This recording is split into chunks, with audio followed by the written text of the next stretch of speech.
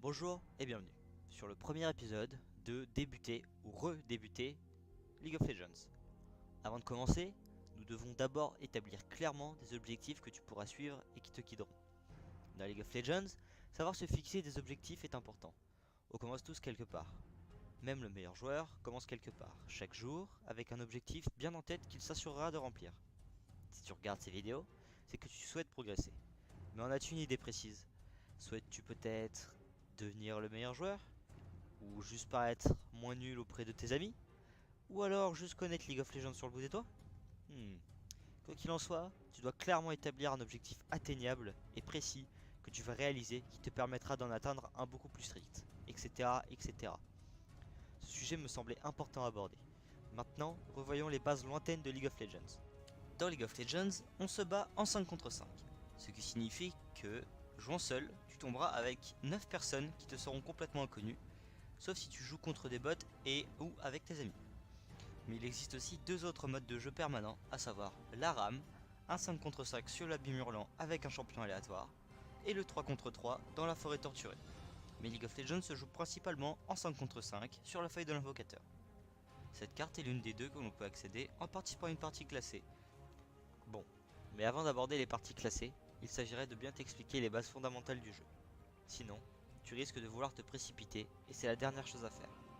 Avant de pouvoir jouer ces parties, tu devras monter 30 niveaux d'invocateur afin d'y être éligible.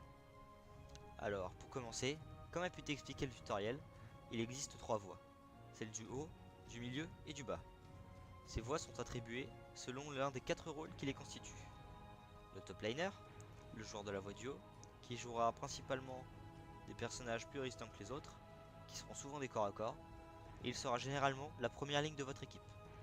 Le mid laner, le joueur de la voie du milieu, qui jouera principalement des mages ou des assassins, ou les deux, c'est l'un de ceux qui fera le plus de dégâts. L'AD carry, l'un des joueurs de la voie du bas, qui jouera seulement des tireurs, soit des personnages à longue distance, qui utilisent énormément leur attaque de base. C'est aussi l'un des joueurs qui se chargera de faire des dégâts. Et enfin, le support, le second joueur de la voie du bas, qui comme son nom l'indique, sera en quelque sorte le gardien de son camarade AD carry. Maintenant, tu te dis peut-être, mais quel est le cinquième rôle? Pourquoi n'ai-je pas évoqué le cinquième joueur de l'équipe? C'est car son rôle est un peu particulier. En effet, ce joueur jouera sur aucune des 3 voies déjà énoncées, mais dans la jungle, qui ressemble plus à une forêt, je vous l'accorde. Ce joueur est, comme je viens de le dire, particulier car son type de personnage peut énormément varier, selon les tendances mais aussi selon le joueur. Il est souvent apte à jouer des personnages qui encaissent des dégâts, qui en occasionnent ou qui sont utilitaires. En gros, à peu près tout. Pour gagner sa croûte, un joueur de voie, un laner, devra accéder le dernier coup à un sbire pour recevoir de l'or. Et c'est ce même or qui l'aidera à s'acheter des équipements qui le rendront plus puissant. Le joueur de la jungle, lui, tuera les monstres qui constituent celle-ci afin de gagner son or. Ces monstres sont répartis dans des camps, et chaque camp a sa particularité, dont 2 d'entre eux confèrent une amélioration à celui qui le termine. Si vous ne l'aviez pas déjà remarqué, les 2 côtés sont les mêmes.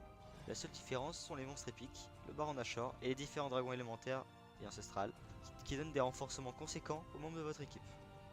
Maintenant que vous connaissez à peu près le rôle de chacun, il est temps d'aborder les statistiques de votre personnage.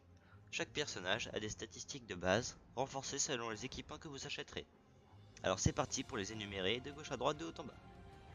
La régénération de PV, qui montre les PV gagnés automatiquement toutes les 5 secondes.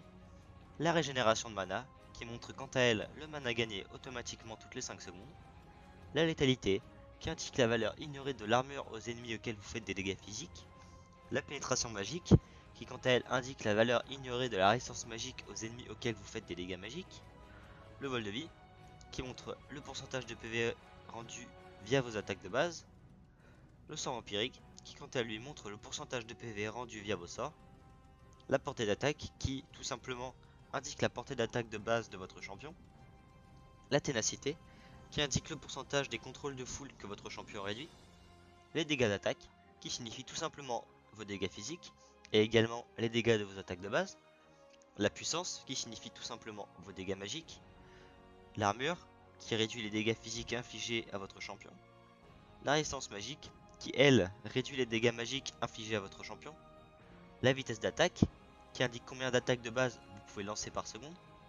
La réduction des délais de récupération, qui indique le pourcentage de rechargement de vos sorts que vous réduisez jusqu'à un maximum de 40% de base, les chances de coup critique, qui vous montrent les chances que vous avez d'infliger le double de vos dégâts, en attaque de base seulement, et la vitesse de déplacement, qui tout simplement indique la valeur de la vitesse de votre champion. Il y a aussi les points de vie et le mana, mais vu que ceux-ci sont affichés en grand sur votre interface, pas d'inquiétude. Certains points sont à noter, tels que le fait qu'absolument toutes les statistiques peuvent être améliorées avec au moins un équipement. Second point, les caractéristiques en jaune sont celles améliorées par un équipement, tes runes ou un effet passif ou actif de ton personnage. Bon, ça fait pas mal à retenir comme ça, c'est vrai, mais ça va rentrer tout seul. Nous réaborderons tout ça plus tard, dans de meilleures circonstances, au moins tu sais qu'elles existent. Mais avant ça, il nous faudra parler des champions.